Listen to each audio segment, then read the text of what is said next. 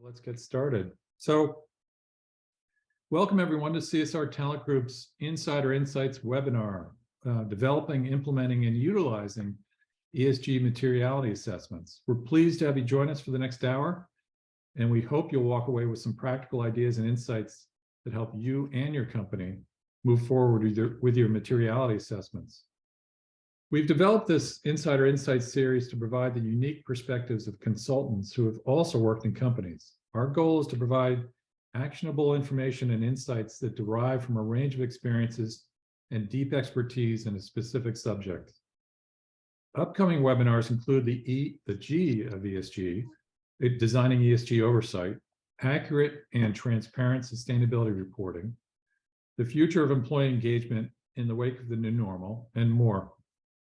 So we will keep you posted on the timing and the dates for those webinars.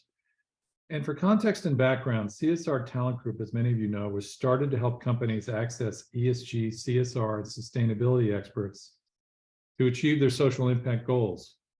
We recognize that the demands on companies continue to increase, but the options for finding experts and in particular specialists was limited. And so as the demand for ESG has exploded across nearly every industry, we're committed to helping companies remove the barriers that are preventing them from moving forward.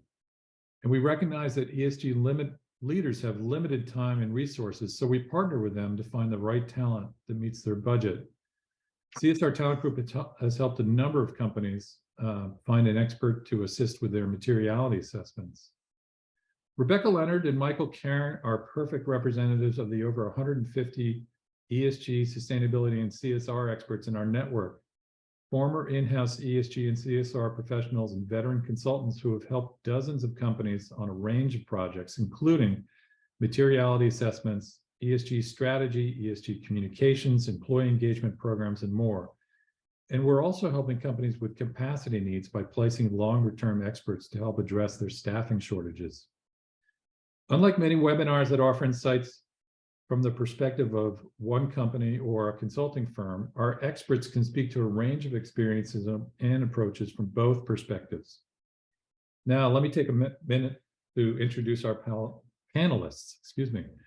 Rebecca Leonard has deep corporate leadership experience in ESG and CSR strategy and communications for more than 20 years inside leading companies. Now a consultant, she's led materiality assessments, ESG strategy development, and reporting for clients in multiple industries, including technology, consumer goods, healthcare, retail, and professional services. Michael Karen has significant executive corporate CSR and ESG leadership experience at Fortune 200 companies, including Guardian Life Insurance, JP Morgan Chase, Chrysler Financial, and Capital One. As a consultant, he's led ESG strategy development, materiality assessments, signature program development, and reporting processes for numerous companies across industries. So just a few housekeeping items before we get started. We asked you all to submit questions before the webinar, so we have a number of questions for the panelists. But we also encourage you to send us questions via the chat function. We'll try to get to them all. And we're recording the session for those who wanted to attend, but their schedules didn't permit. So let's get started. I'll ask each panelist to provide some additional background on their career, and then we'll move right into the questions. Rebecca, you want to start?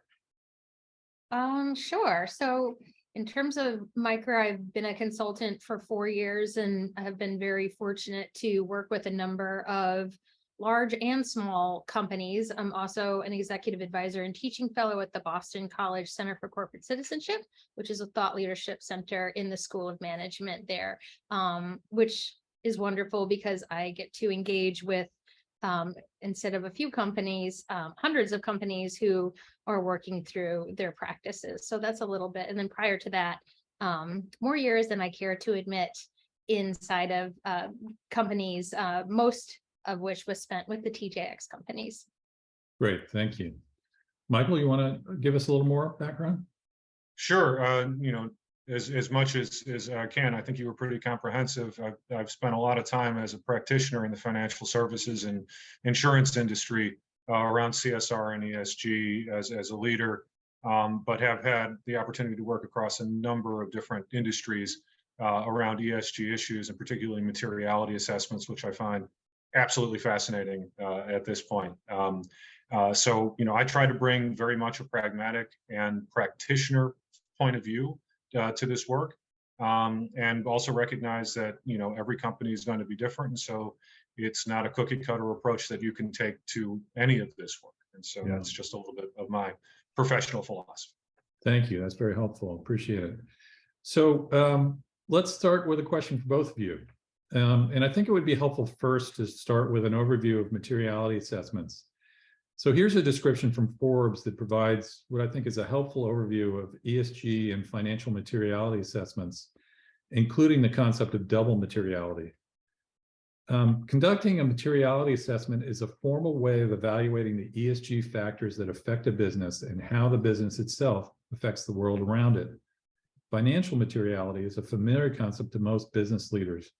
By identifying the concerns and business activities that can affect an organization's financial well-being, financial materiality helps organizations focus on the most critical issues that could affect their bottom line, based primarily on the perspectives of investors. ESG materiality, on the other hand, looks beyond financial impact to consider non-financial factors that could affect the long-term sustainability of a business, as indicated by a broader range of stakeholders.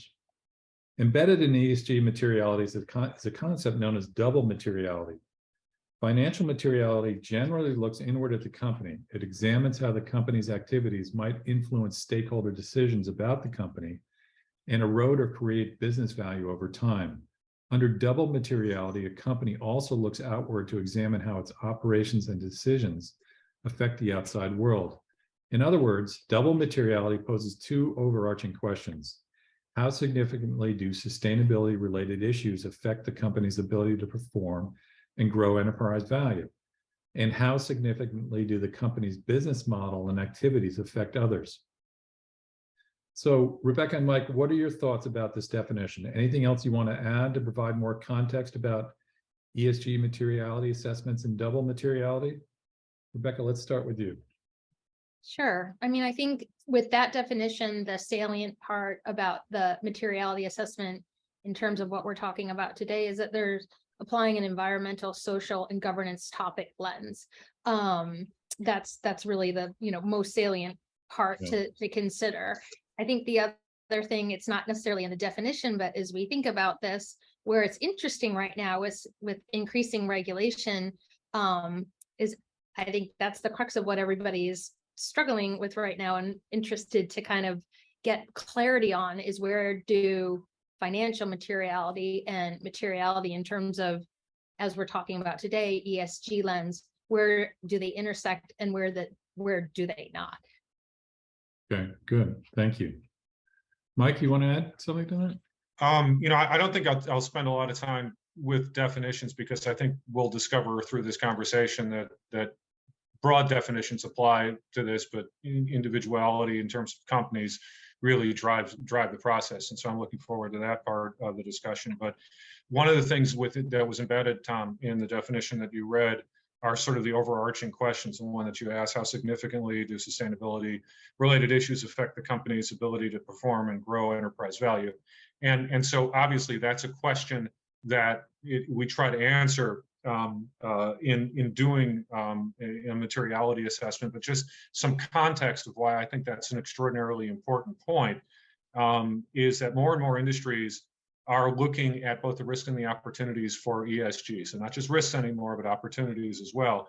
And some data that I pulled just recently, 74% of CEOs in the tech world feel like they have a personal responsibility to ensure that their ESG priorities actually reflect their customers' values and what their customers are looking for. And about 80% agree that their growth is going to be determined by their ability to shift to things like clean energy. And then finally, large companies like Amazon, Microsoft, FedEx are actually requiring ESG commitments and disclosures from their business partners. And so I think what you're seeing right now is that materiality assessments are foundational pieces that have to be in place for these companies to be effective. And those that are doing them well are starting to see the ripple effects in the pond around what they can do, whether it's through business partners, with customers, et cetera. That's great. Thank you. That's really helpful. So, what do you both see as the key considerations a company needs to take into account when undertaking a materiality assessment? Can you provide some thoughts about your perspective from both working in a company versus your experience as a consultant? Mike, why don't we start with you this time? Sure. So, I had all my notes prepared and they're out of order, so I'm looking for my notes right now. But why don't we give you a second? Let Rebecca, if you're ready, you want to answer that? Yeah, I think in terms of the things that a company needs to consider, Michael just hit on the first one, which is, are you engaging in ESG topics in any way? Do you have programs? Do you have policies? Are you getting stakeholder pressure from any one of your key groups? Then at the end of the day, from my perspective, then a materiality assessment is warranted. Because if you don't, and this is truly the key consideration, going back to your question, you have no framework for making decisions and you have no framework for a response. So I mean, that's why it's really big and broad, but I think it's the key consideration. Yeah. The other things is they're thinking about it is, think about, as you would any other type of business strategy, to inform your resource investment, to inform your decision-making, what kind of resources are you looking to put into your ESG program? And that helps inform, how robust your materiality assessment needs to be, because you want to make sure those resources are working as hard for you as possible, just like any other part of the business strategy. So that impacts scope. It impacts what kind of internal resources you want to bring into it. It impacts, how you might go about two of the critical kind of baseline aspects of conducting a materiality assessment, which is identifying a universe of issues to dig into, and then identifying your stakeholder groups and how salient they are to your business, and also how salient you are to them. All of that is kind of upfront work that needs to be done and considered before really diving into the actual process itself. Okay. Yeah, and we'll get to that timing in a second. Mike, were you able to find your notes? Yes, I was able to find my notes. Thank you. Everything that Rebecca said is right on. I'm going to go back to something that I'll probably repeat a lot. Is that this is a process about identifying risks and opportunities, and those risks and opportunities come from knowing the expectations of employees and customers.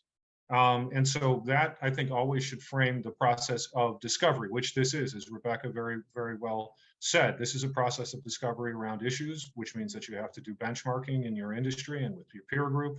This is a process of discovery around opinion, but it also is a stakeholder capital approach to things. And I think that, one part of the question I think that you asked, Tom, was, can you, think about what is the perspective of the company in looking at that? It should be a broad and business integrated perspective. If they are looking at, I've had conversations with companies where they would say, oh, we're X kind of company, so we really don't have an environmental impact. Well, that's absolutely wrong. Every company has an environmental impact of some kind, and the degree to which you are stewarding the environment and the impacts of your products and services in the environment may indeed vary by the type of industry you have, but there is always some impact on that. And I also think that companies oftentimes are sort of ring fencing the idea of sustainability to be only about environmental sustainability, and clearly that's an important part of it. But it's also about the sustainability of their own business model. It's the sustainability of their customer base. It's the sustainability of the communities that they operate in if they have large physical locations. Right. And so I think all of those are considerations that a company needs to have, and they need to be really as objective as they possibly can in looking at these. So, one of the things that I've run into in starting materiality assessments is that there is kind of a normal process where people say, the S is the most important thing, or the G is the most important thing. And really what you have to do is open yourself up to figuring out what are the most important things from actual discovery aspects. Yeah. Well, you mentioned benchmarking, and I think when we were talking previously, we talked about the different stages of identifying material issues. And in my experience as a consultant, I think there were a lot of companies who thought they had done a materiality assessment, but may have not have been as robust and developed as what we're talking about. And it was really about identifying those material issues. So could you both talk about the different stages for identifying material issues, and at what stage does a materiality assessment occur? And related, and I'm going to throw a bunch of questions in here, how does a company decide when they should do a materiality assessment? You talked about that a little bit already.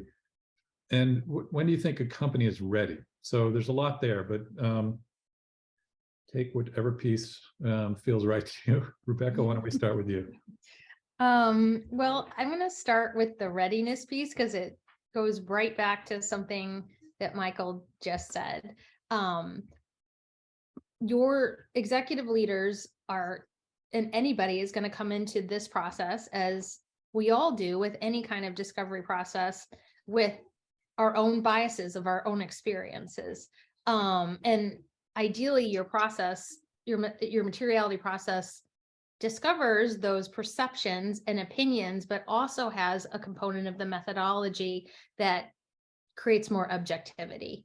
So that's something he said, and I think it's just such a critically important part of it, because if you don't, you think about what happened, and going back to this idea, if you've only done a benchmark, then you've only done what everybody else in your industry have done.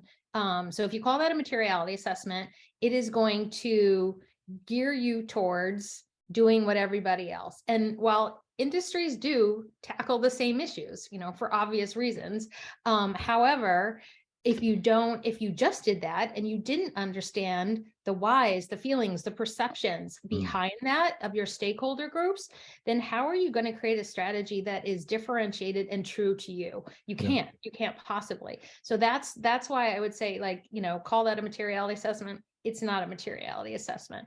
Another type of methodology that I've seen that people say we did a materiality assessment is they talk to internal leaders. They talk to internal people only. And that goes back to just what I was talking about. What that is a process to reinforce those internal opinions and biases, pure and simply, and to codify them as strategy. That is not, that's not a recipe for good strategy. It's not a good recipe for, all the things that a good materiality assessment will bring to bear. Having a construct for decision making, having a basis to engage your different stakeholder groups who are completely critical to your business success, to communicate, right? So much is around ESG, not just the disclosure, but there's this whole other world of work around the communications of it, for reputational value, for connectivity, for, talent attraction, so many different things.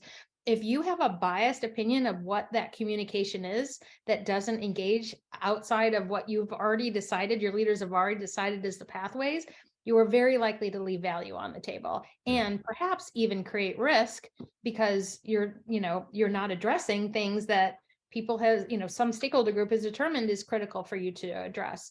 So I don't know if that's exactly answering all of your question, but those are things that I think are really important to understand. And in terms of, call it a benchmarking if it's just a benchmarking, call it a strategy session if it's just a bunch of interviews with your executives. And they're great aspects of the entirety of the process of materiality assessment, but they're not actually a materiality assessment in and of themselves. Yeah.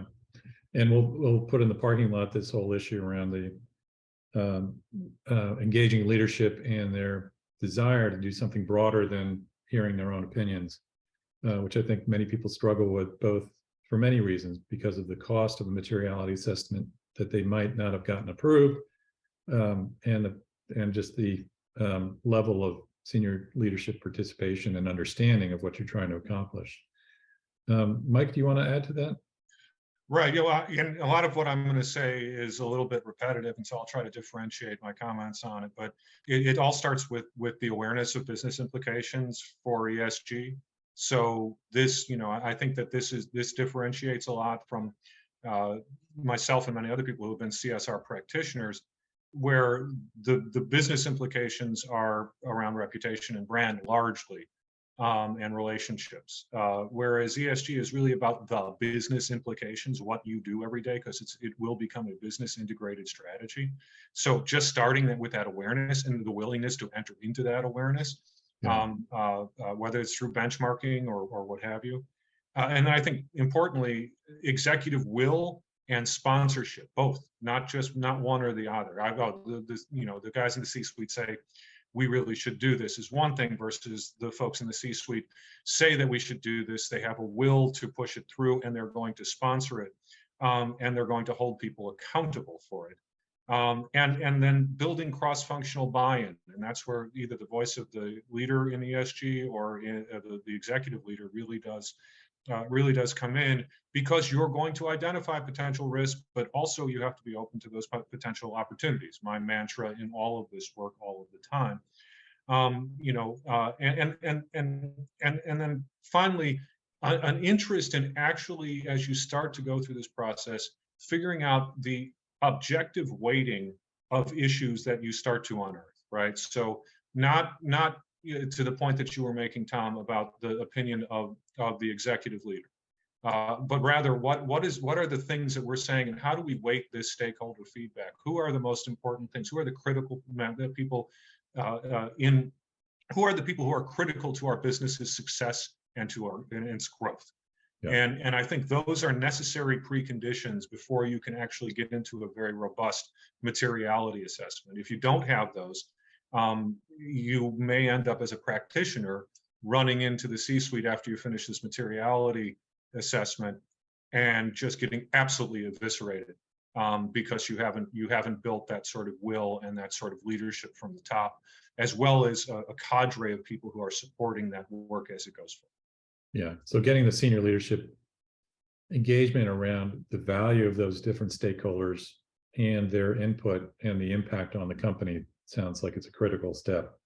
Well, yeah, and their willingness to say this is a business imperative and we will be holding people accountable. Yes. Right. Yeah.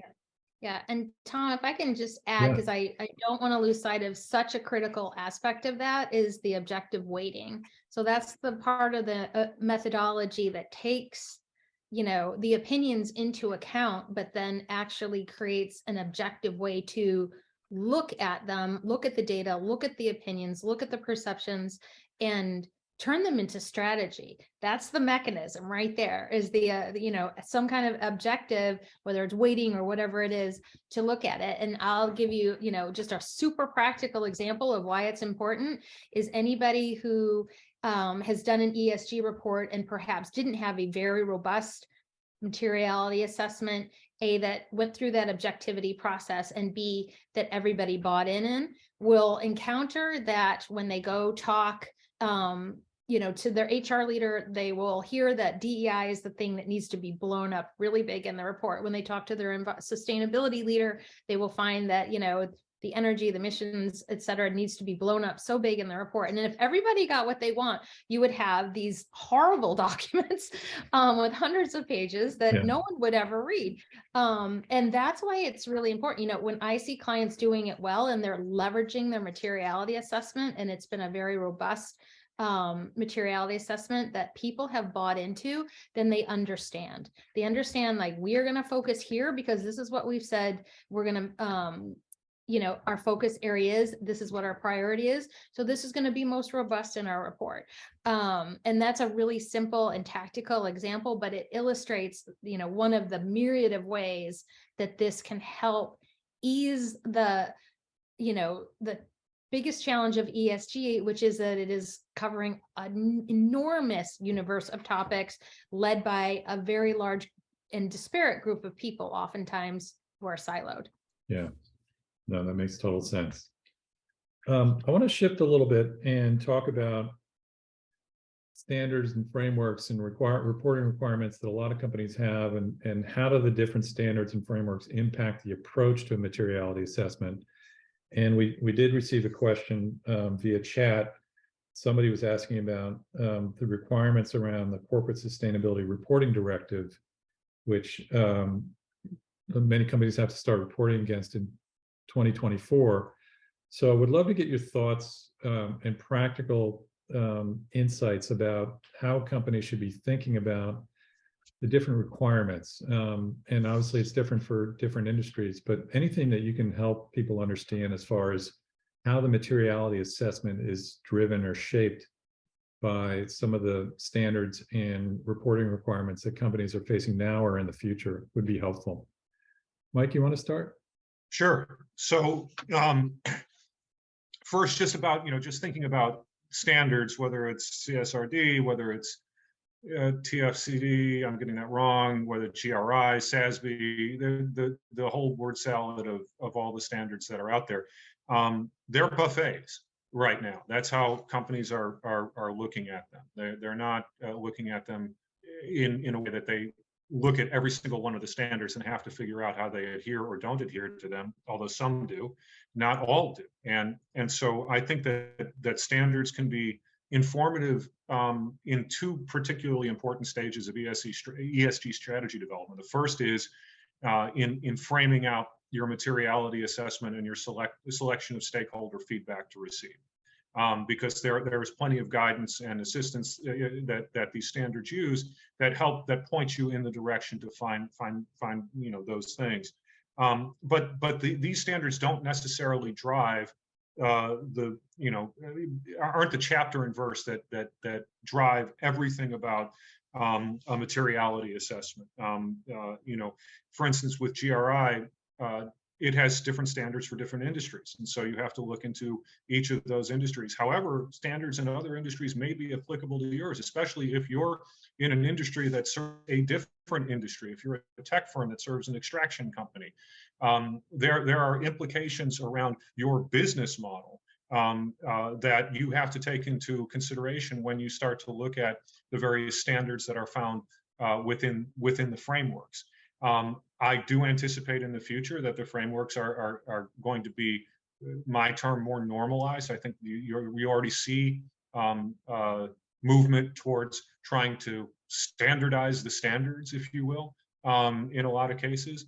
But right now, the way that companies are using those standards are very much from a pick and choose perspective. And so I think they're helpful. I think they're particularly helpful in figuring out your benchmarking. Because you can use an objective set of standards to look at what your peer groups are doing.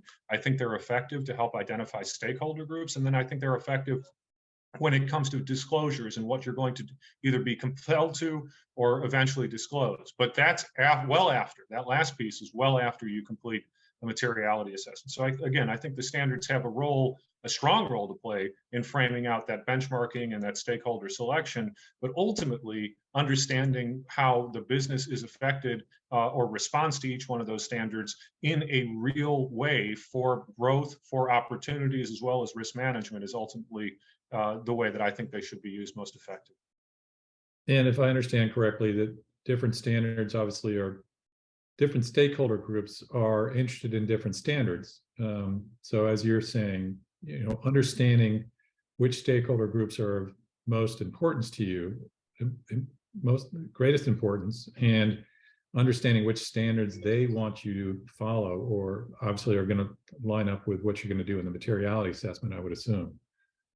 So there's a lot of ways to figure that out. I mean, look at MSCI, right? I mean, that's all about investors, and that's all about what you put out, what you put out. They don't come and ask you questions. They just look at what you're disclosing and what you're reporting. So different companies who are in the different stages of capital attraction, if they're in different stages of product expansion or market expansion, they're going to have different ways to look at the standards through those lenses.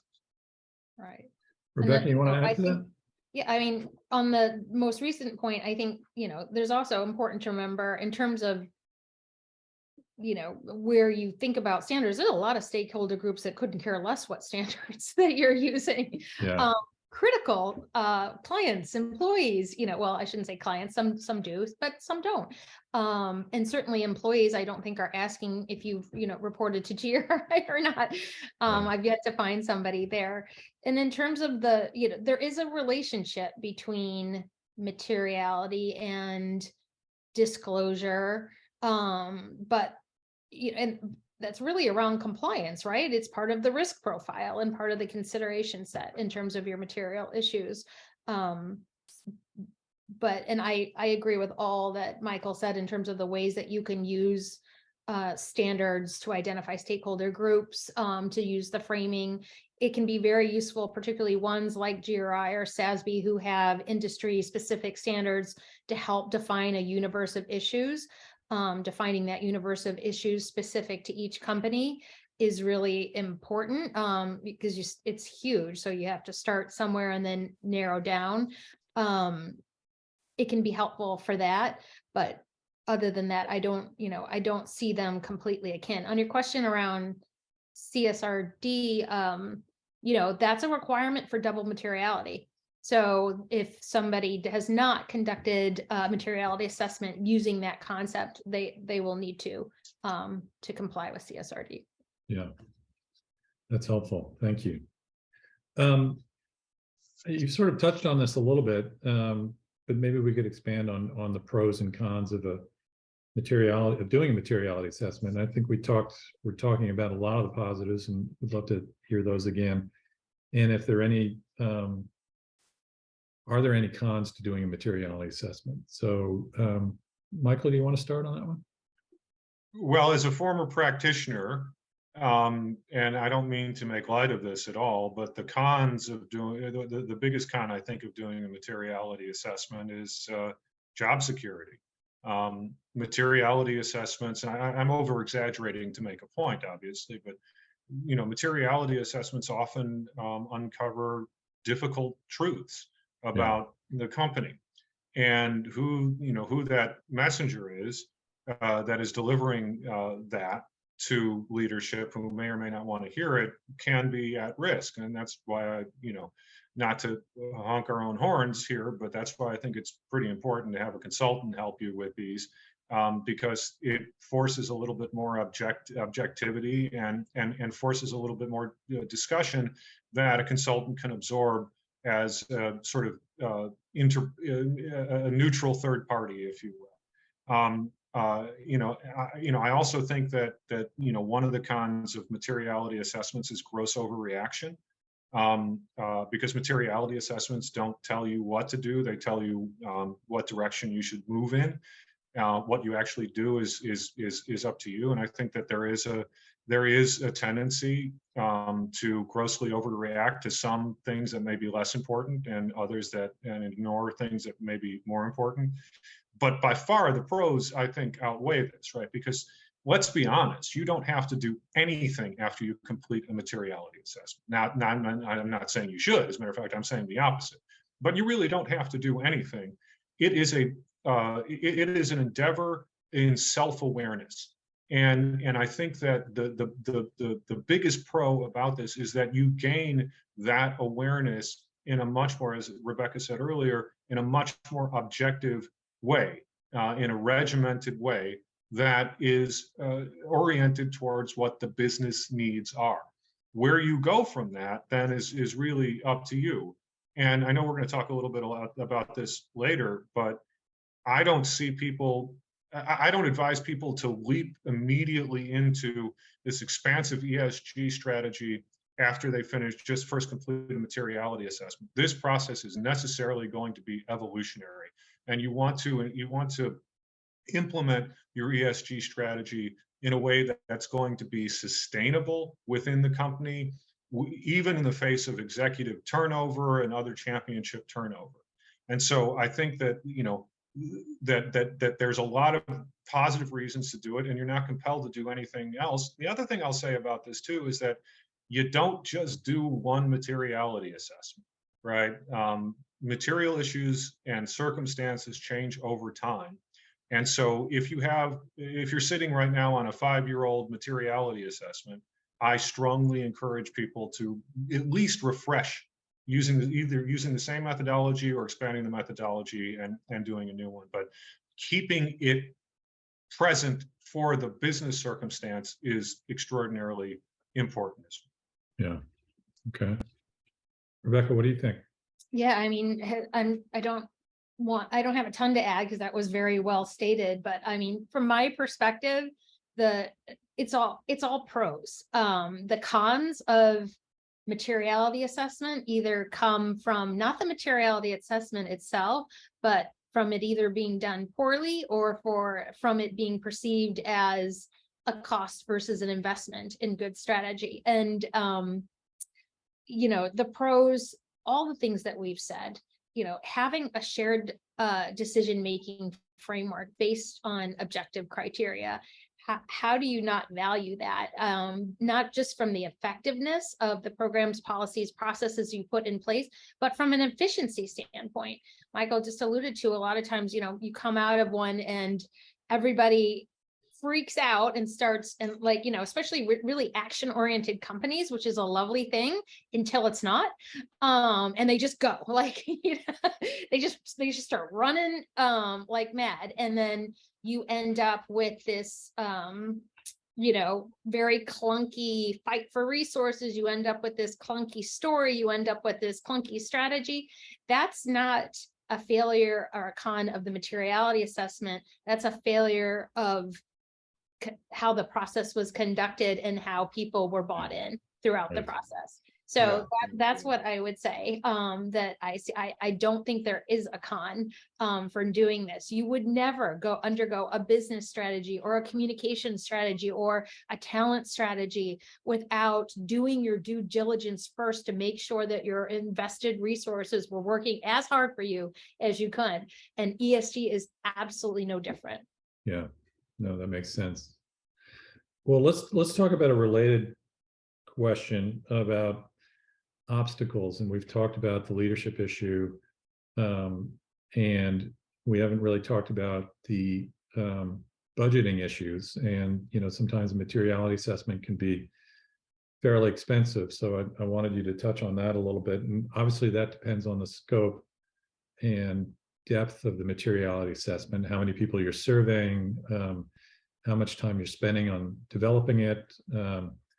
But can you talk a little bit about what some of the barriers are? And because we hear from a lot of companies that they desperately want to do a materiality assessment, but they haven't been able to break through on the leadership side. So, and I've seen this in my work too, is there needs to be a lot of executive education, early engagement. You both mentioned that in some of your previous answers. And there's obviously the right time and stage to do this work. But talk to us broadly about how you've helped companies think about the value of a materiality assessment and how you can help them overcome some of the obstacles, especially when they have a limited budget and limited resources to help them get this done. Mike, you want to start?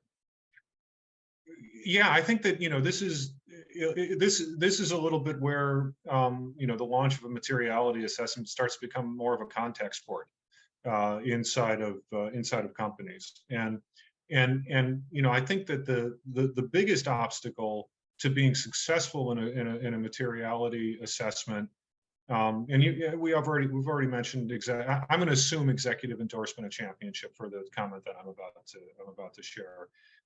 But it really is the governance of the project that you're going through, right? And getting people to align on why they are participating in what they might see as a non-core responsibility of theirs for this work. They bring the expertise that is necessary into it, but they don't necessarily see the connection between what they do for the company's bottom line and what's happening in this materiality assessment. So when I think about education, you mentioned, Tom, education at the C-suite level, what I find is that most of the people at the C-suite are going to be like, yes, this is what we need to do. This is what we want to do. Lots of people say, well, we're already doing it. So now it's just a process of discovering what we're actually doing, and we haven't codified it. We haven't put down in writing. So there's not necessarily a ton of pushback there. It's after that. It's the competition for resources. It's the competition for time. It's the accountability that people have to have within the process that I think are very daunting for folks, right? So if you, just when if you have a cross-functional team and you put together a stakeholder survey and a stakeholder interview guide, and you have them review it and try to give you feedback. What I've found is that you're all over the map, right? People are trying to get in those questions for the stakeholders they have in mind that they think are most important, for the things that they think they're doing best at, right? And regulating that, governing that process as you go through the materiality assessment, in order to be as objective as you possibly can be, is really, really the biggest challenge. And it requires an ongoing drumbeat of communication that talks about it. And it talks about ESG and the pathway to getting an ESG strategy as a business imperative. And I know people are probably tired of me saying that, but this is ESG, as we've all talked about in many places before, ESG isn't a thing, it's a lot of things. Yeah. And so what you have to make sure is that not only do you have a collaborative mindset in the team that you're working with, but that collaborative mindset is something that is shared with everybody else that gets pulled into that work over the course of the project. Yeah, yeah. Rebecca, you want to add to that? Tough to add to that. I think that's really well said. I'm just going to leave it there. Okay. I'm going to go to some of the questions in the chat, starting with sort of a double question.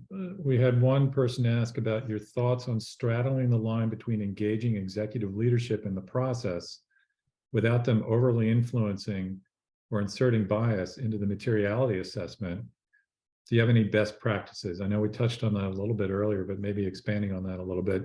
And also a related question, or not related, but something relevant.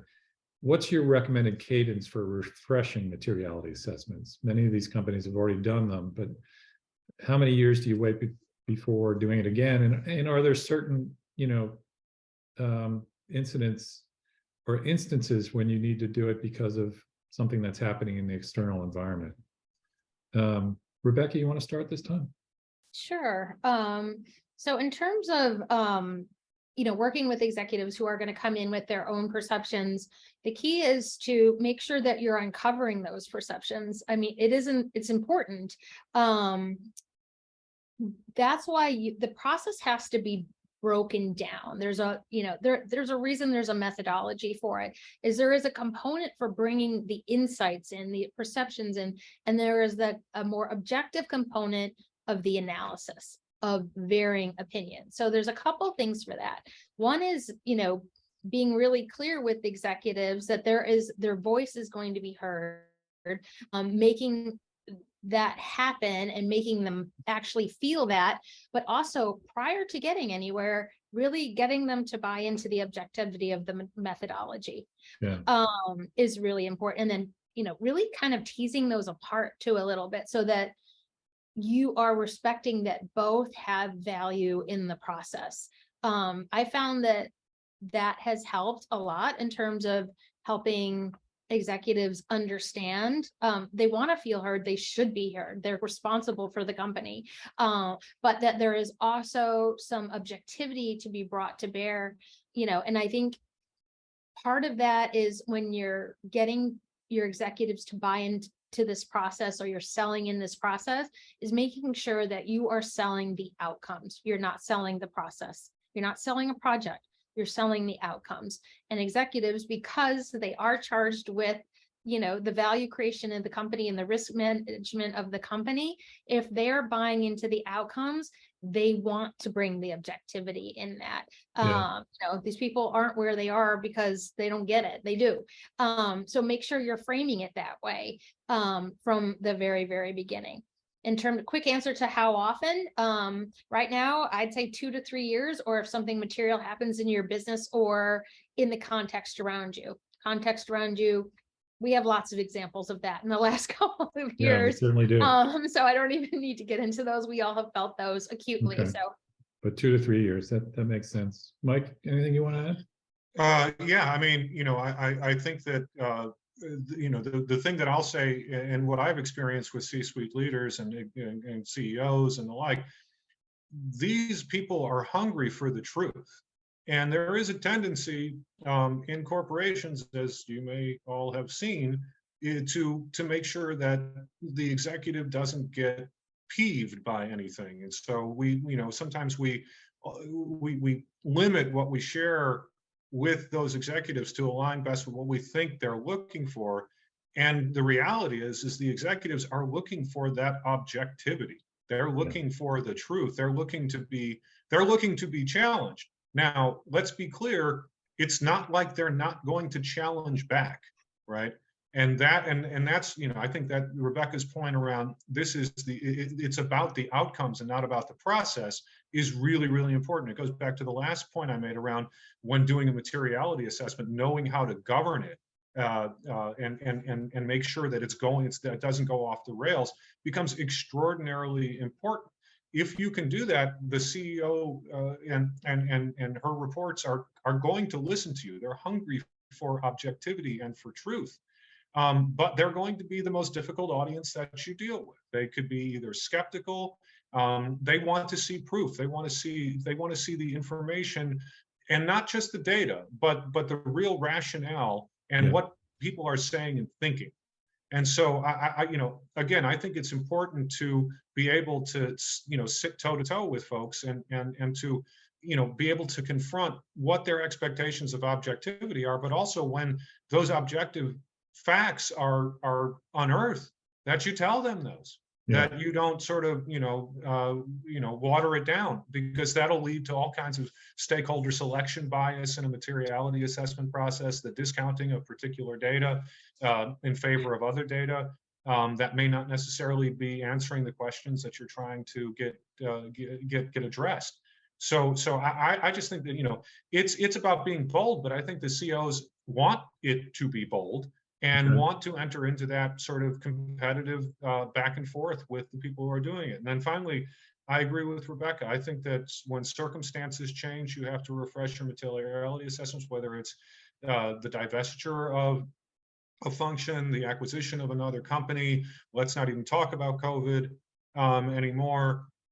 So, I think you have to keep it current. And what I actually recommend is that you don't ever rest on your materiality assessment, that you pressure test it year after year. So don't do another full-blown materiality assessment, but if significant stakeholder groups have changed, you should think about refreshing those portions of that materiality assessment to include new stakeholders. Yeah. Well, let's go there. We had an interesting question where speaking about objective information and whether senior leaders really want to see it. This question was, to what extent do you recommend including opposition groups into the materiality assessment? For example, inviting the Environmental Defense Fund to participate in an assessment for an oil and gas company, or PETA for a food/animal health company. Who wants to go first on that one? Rebecca, you want to go? Sure. I mean, I think this is why you go through a stakeholder salience process. There is a process, a very robust methodology around identifying stakeholder groups, which stakeholder groups will be included because they can impact the success of your business or you have an impact on them. So if there is a stakeholder group, and when I say stakeholder, I don't mean anyone specifically like the, PETA, but like the group of activist groups, if they have the ability to have a material impact on the success of your business, then you should consider how to include them. And I think this is just a point around stakeholder engagement. This is such a messy topic, and why so many companies veer away from stakeholder engagement, external stakeholder engagement, because it is difficult, but there are all kinds of really robust strategies to manage them, it might look different than, the questionnaire you put out for an employee might look quite different than the way you're engaging in an activist group that perhaps isn't terribly fond of your industry and the impact that you have. That said, if you don't understand it, how are you going to manage it? So that's what I'd say about that. Yeah. Mike? I think that I think we have to be absolutely open to understanding that we are in an advocacy society now, and that's all the way from reviews on Amazon, right? People who advocate for products that they think are really good, individuals, all the way up to the big groups that were mentioned, the environmental groups and others. I think stakeholder dialogue is always an important thing to have, whether it's in the context of a materiality assessment or not, right? And by the way, if you go without having had a relationship or reaching out, or if you've been particularly ignoring a group of advocates, and all of a sudden you decide, oh, now it's time to reach out to them because we're doing a materiality assessment, you might be making a mistake. Where you really want to be is looking at those folks who differ from you, that you already have a pipeline to or a dialogue with, and starting to engage them in that dialogue. I'll make a point from my experience at one of the organizations that I was an in-house practitioner for. We had a huge advocacy organization, this was years ago, that was very critical of the work that we did and our products, our services, how we treated people, you name it. And most of the companies in that industry avoided talking with these folks. We actually went out and started a dialogue with these folks. And what we found was that we had a commonality around education in the topic that we were addressing. Not the advocacy work they were doing, but the education work they were doing. Yeah. And we started to build a relationship, which then led us to the dialogue that was helpful for us to figure out how do we address these issues. And oh, by the way, it also gave us some inoculation from being directly attacked as an individual corporation than being implicated, if you will, as part of an overall industry.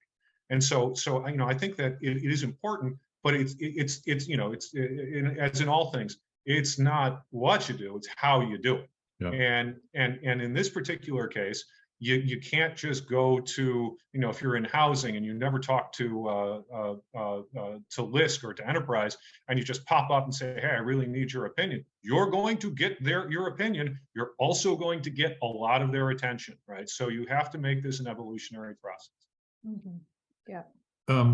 We're getting close to the end of the time, and I've got a couple more questions. So I'm going to ask you to, if possible, to be a little bit brief on your responses. Just take a minute or two. But we've got sort of a related question from one person about double materiality. And they're asking, can you opine on the relationship between double materiality assessments done well, focused on impact on people and planet, and human rights due diligence becoming increasingly visible for corporate supply chains? Can the former buy you time to conduct the latter? And a related question was, can you share the distinction in your minds of single versus double materiality? Is single now obsolescent or obsolete? So I know those are big questions, but if you can give me a relatively quick answer, that would be great. Rebecca, you want to give it a shot? On the first one, there's a little bit of personal opinion as well as professional opinion. Okay. If human rights is a material impact of your business, you shouldn't need a materiality assessment to tell you to conduct due diligence. Yeah, sure. So, right? I mean, materiality assessment is not a panacea. It is a way to understand and prioritize. So do I think the materiality assessment itself buys you time? I'd say no. If it's a material impact, it just helps you understand. Hopefully you do understand that if it's a material impact. So I that's my opinion on that. Okay. Mike, you have anything? Yeah, really briefly, because that you asked us to be brief and you asked that first question. I was like, well, you got 3 days. That's very, very much a discussion and debate. And so I agree with exactly what Rebecca said, but there's also some, certain pieces of that are always going to be important, right? Especially given the standards and the reporting in most industries is, around supply chain that was mentioned. Everybody is impacted by supply chain. It's going to be a material thing for you, depending on what degree it is. That's how you address it. But let me address this. The last question: the single versus double, and is single materiality becoming obsolescent? I would say it's obsolete, rather. Is it obsolete? For a robust strategy in ESG, it's kind of obsolete. For the beginnings of an ESG planning process and initial foundational work in some things that would be considered ESG that might not be going on, single materiality can be very, very helpful for you. Yeah. However, when you go out and you start publicly disclosing what your material issues are, I strongly recommend doing a double materiality assessment. Got it. Okay. And here's probably our final question. It's a pretty interesting one, actually, really helpful. While it will vary from company to company, in the age of transparency, to what degree should one disclose the results of its materiality assessment? And this is interesting because I've seen some companies in the reports actually show the plotting on the XY axis and the stakeholders, but in others you don't see anything at all. So any opinions about that, Rebecca? It is changing a little bit. It used to be a little bit more, you'd see anything from like these, here's a short list of our priority issues to, like you said, really specific matrix. I think that even in some reporting standards, there's now a requirement that you disclose all of your all of your material issues. And that would include ones that, if you think of an axis, are at the lower left quadrant, which are quite low. You still need to disclose that. So, I think you should disclose what your issues are. And I advise disclosing the ones that you prioritize, because what that does is it allows you to focus your communications, focus how robust your disclosure is, and focus on your programs, policies, and processes on the areas of ESG, the topics where there is the highest impact and the highest expectations. So that way it explains why you're talking about some things and less about other things. Makes sense. Yeah. Mike? I agree with that. I mean, I think it's great that if you want to disclose everything, you can disclose everything, but people are going to nitpick around for issues that are of less importance to the company. People can nitpick around that, and the squeaky wheel oftentimes gets the grease, to coin a cliche. However, what I think around disclosing the material issues has everything to do with what are you doing about them, right? And that goes back to the point that I made earlier today in this call, where I said, there's no con to doing a materiality assessment because you don't have to do anything afterwards. But if you are going to do something, then I think that you are clear about what your material issues are and what you're doing about them. What action are you taking? And I think that that's a really good, very credible way to present yourself. And as your understanding of the ESG space and the material issues evolve, you can start addressing things in different ways, and you can start doing more disclosure. Thank you. And with that, we're going to have to end our session. Thank you, Rebecca and Mike. And I just want to point out that Rebecca and Mike are really good examples, again, of the type of talent we have in the network. I would encourage anybody who's been on this session to let us know if there are other issues you'd like us to do in the future. And you can email me or go to our website and shoot me an email from there. If you have any feedback, things that you liked or didn't like about this session that we can use to improve next sessions, really appreciate any feedback you want to provide. Once again, Rebecca, Mike, thank you so much. Really appreciate it. That was really helpful. So have a good day, everybody. And thanks once again for joining, and hopefully see you at the next webinar. Take care. Thanks, everyone. Bye-bye.